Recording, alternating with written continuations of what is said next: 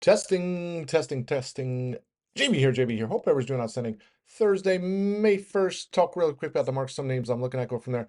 S&P futures, S&P's on the mend here. S&P futures exactly up 1% here before the open. So pretty impressive stuff. When I was doing the rant yesterday afternoon, the market was still in the red. And then we had that end of day spike, just massive. Markets closed green. The S&P is up 7 sessions in a row, 8% over that time frame, the largest 7 day move since November of 2020. So pretty impressive stuff, all in the face of what you would think yesterday would have been the day that, hey, after all the craziness, the swings, the volatility, everything that's gone on, market kind of looked like it was finding some footing. And then yesterday seemed like the day if you were a bear to take advantage. And it looked like they tried to at the open, all the way at 10 o'clock, and then boom, markets just reverse course, and then the rest is history. So after the close yesterday, more, I guess you would call it uh, tariff concerns are still there, but Meta and Microsoft posted monster earnings, great guidance, shook off concerns around the tariffs and ad spend. Meta, especially with their ad spend coming in higher than expectations, and then not only that, Meta raised its capex spend. So that was the big concern. You had rumors that some of these energy facilities and AI facilities were gonna get scaled back or cut back. I remember there was some of the headlines over the last couple of weeks in the midst of all the sell-off. Usually that's when the headlines happen, right? In the midst of the market selling off.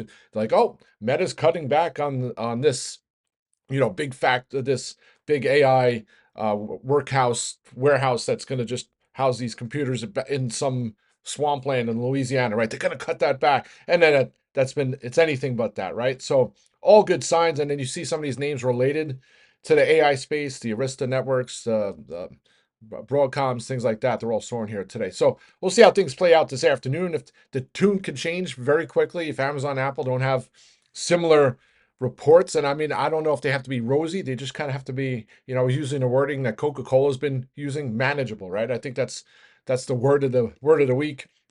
It's funny to read some of these articles this week, and now they're talking about just like I was talking about weeks ago with them searching transcripts for the words uncertainty and tariff, and of course those are going to be in there because that's the environment we're in.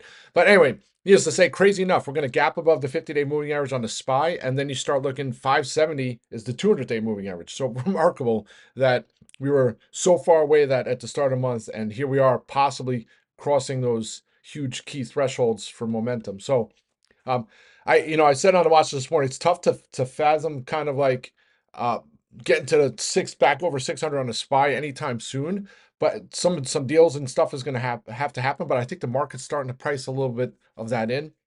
The spike yesterday afternoon into the close, some are saying was some China social media account that's tied to the government that said that the U.S. had reached out with talks, which again I don't think should be any surprise, but you have to think that yesterday's GDP number is going to kind of spark that. Right? I think it's going to expedite talks, and especially with China. And I would not be surprised. It wouldn't surprise me at all. I probably put the probability of some kind of thing worked out with China, whether it just be like a pause or whatever, within the next like 5 days, right? Probably over the week and maybe even the next day or so, right? So you have that, and then we also have the Fed meeting next week, so that'll be big. We have to see how Fed Chair Powell, maybe he's going to start to spin a little dovish. Odds of a rate cut are pretty much zero, so I don't think they're going to cut rates, but it's a matter of hopefully they spin a little dovish, and then maybe that can set the market up for more gains in the coming weeks. So that's kind of the overall market. So that watching today, obviously the 50-day moving average 557. So if we do get a reversal here today, I'll be watching that, and I continue to be open to adding spec hedge positions, SQQQ, because just such a headline-driven environment. You can't be just bulls, holding on to the bull horns, hoping for higher all the time, because at some point even if it's just profit taking, we'll have some pullbacks. So that's overall market. Again, the breadth strength.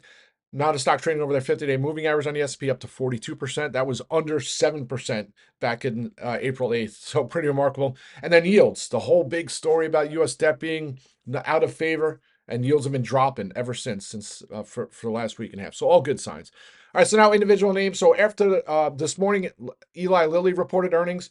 Monster Quarter, I mean, a company of their size still growing 40% or what have you, but they did not ratchet back their EPS guidance.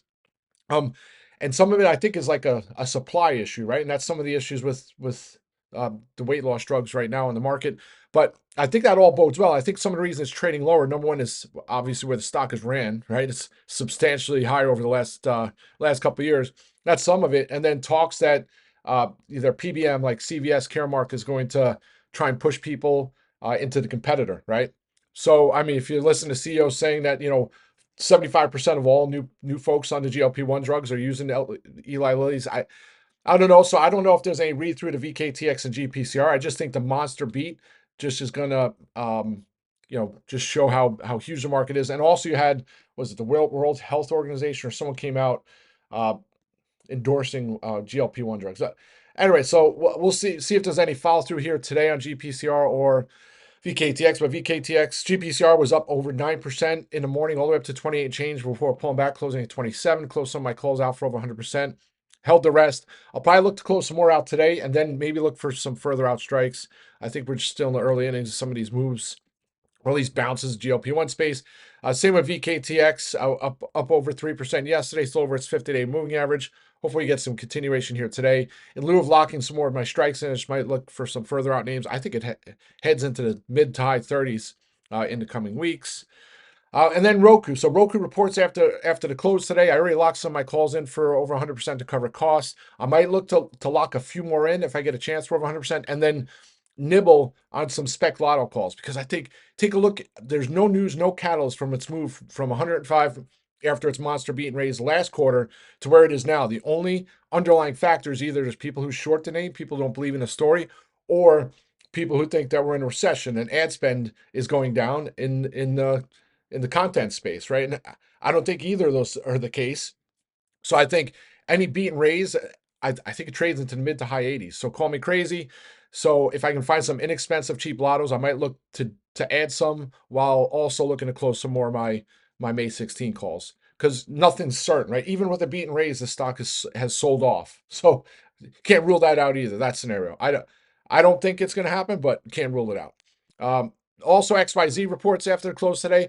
This time, well, not this time, but yesterday afternoon on the rant, I'm like, oh, there's going to need a huge move to be able to lock some of my calls out to cover costs. And sure enough, you had that big spike and it's gapping higher here this morning. I don't know what the call is going to open up. If I get a chance to lock some in to cover costs, I will. Otherwise, I'm just going to ride the rest into tomorrow, because similar to ROKU, I think any solid report, it could trade up near $70. So if that's kind of my conviction there, I'm going to hold on to those. If I get a chance to lock some in to cover costs, I'll do that too. Other names here. So Wayfair reported earnings this morning, and great earnings. And all in the face of the tariffs and all this uncertainty. So I think that bodes well, number one, for Wayfair. So don't be surprised I had get back into some spec calls on that one, especially if premiums come out. It's not, some of these moves on Wayfair over the years have been monster, 20, 25%. So it's only, it's up to over 10% here, or close to 10%. It's up 9%. So it might have some follow through with the open. So don't be surprised if they had some strikes there. And then RH is gapping higher here, I think, in sympathy a little bit. Wayfair, obviously, with the market. Still like this one. It's similar. Again, I was talking late afternoon, gonna need a big move on RH for my calls to come back to life. And here it is. It was just up at 190 here in the pre-market. So don't be surprised if I add some more strikes into next week on that one. RH outside of this week so far has been a nice moneymaker on the call side. Not much here to add on GME. It's up near $28. Maybe today is the day. It's only 14 cents away from its golden cross, where the 50 crossed over the 200. And then Travelzoo. It's just disappointing on Travelzoo to see it sell off yesterday. I don't know if some of the folks were looking at some of the headlines and maybe those weren't accurate, where they forecast for $40 million in revenue in core Q2. I thought it was possibly because of Booking.com's earnings, where the stock was lower in the pre-market, where that bounced into the green. So got to rule that out. Inside day, meaning the highs and the lows were inside the candle the previous day. So that's a good sign. If it finds a floor or bid today, I'm going to definitely add some more strikes, because I like the story. Like I keep saying, it's one of those, it's a cash cow, right? They have no debt. They're buying back stock. They're generating free cash flow every quarter.